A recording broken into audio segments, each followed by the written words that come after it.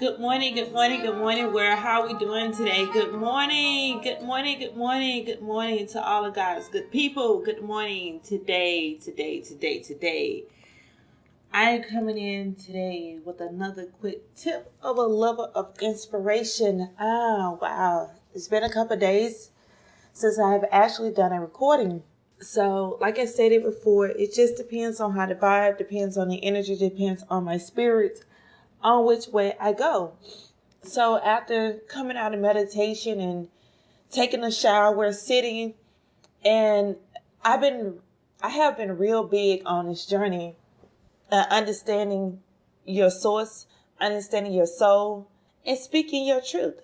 I'm a firm believer that we're here to not be bashful to anyone, but we're here to be inspired or to inspire someone to understand that you have a voice, to understand that your uniqueness of your identity rests well within your soul.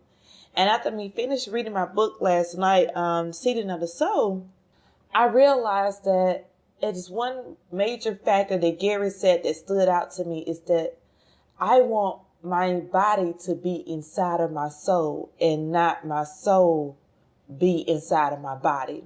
And it made perfectly sense to me when you're going so deep within that the things around you really doesn't even matter that much. They're here because by nature, we can see it, we can feel it.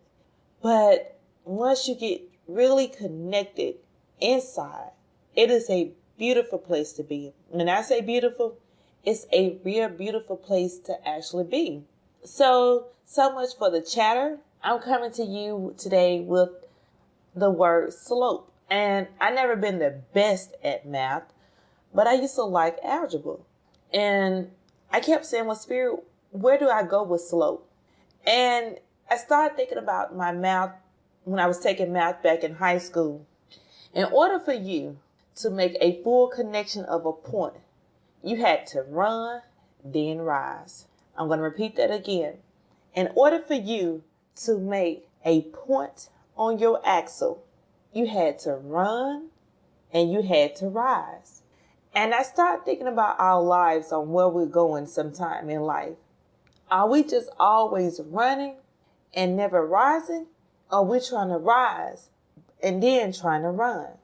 And so I started looking at this thing that sometime in our lives, when we get an alignment within ourselves, and we're standing or we're laying flat or wherever we at that moment in that given time in our life. And everybody's journey may not be able to run. Some of us, we have to walk. But however you're crossing your path, understand that you're going to go up.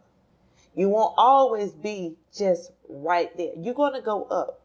Because when you're understanding your spiritual realm or your spirituality or where your soul sits and lies, you go higher than where you used to be. It just started resonating back home with me because of everything that I went through in my life.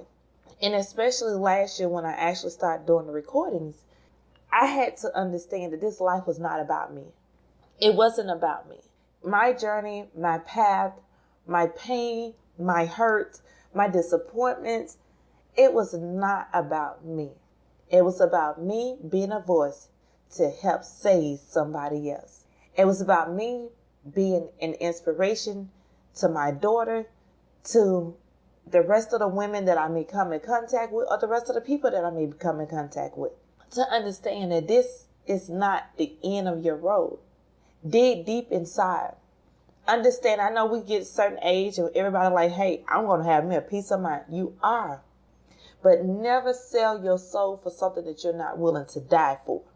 Never get so comfortable with your titles, your position, that you think you can cover up the things that have happened in your life, consciously knowing what you have done and thinking that it's going to be okay because you're going to run and you're going to rise. But you got to understand wherever you put your points at on that axle, on however it creates, whatever shape it creates, it may not even be a 90-degree angle. It may come back and become a star. You may be everywhere across that board because you navigated in life off of your consciousness, knowing, thinking that in time that, hey, I done outgrew that. But you have a way that karma has no judgment. So we have to be very self-aware of the things and the intentions that we set in our life, consciously knowing what we're doing. Because you're going to run, you're going to rise. Now, the angle that you may be trying to create may be something a little bit totally different when you realize that your intentions or your placement has been wrong in the beginning. And that is not a bad thing, but it comes back in a level of love to understand that, hey, I messed that up. I have to fix it so I can be able to be more centered within my soul, so I can rest in a higher place. And I say this because, and I don't take it lightly. I don't know, have anybody ever tried to sleep and their soul and their body could not rest? You're looking for sleep. You're wanting to sleep. And your body and your soul is still tossing and turning. I've been there. I get up and go in meditation, sit there. I'm like, okay. But I had to listen. I had to go back. I had to ask for forgiveness. I had to surrender. I had to say what was the lesson. And then I had to be true with myself to understand what did I contribute to make this cause and effect to ripple the way it has done. Set your boundaries. Understand your slope. First of all, be true to yourself. If it doesn't feel right, it ain't right. And I'm not talking about feeling right because you know that, hey, in due time, having nobody caught my hand. Then nobody tapped my hand and said what's wrong. But if you know your intentions and going behind it, that is totally wrong, become more conscious awareness of your state of being. Because we're here to love. Your soul's supposed to be something of purity. It's supposed to be a lover of love, not manipulation. And everything has a moment. They do. God knows they do. Everything has a moment. But in that moment, make the best of it. Because I'm a firm believer. When I get ready to leave, and this old body of mine, of the flesh, is no longer here, my soul continues to rest in the present state of being of this earth, I want to die on empty. The rest of the work that I linger around will be for the people and the lives that I have touched. So when they're trying to understand certain things, I can still speak to them. I know some of y'all may not agree with that, but trust me, it's heavy. When you tap into it, you'll understand what I mean. So continue to live. Continue to love. And my word again to you is slope.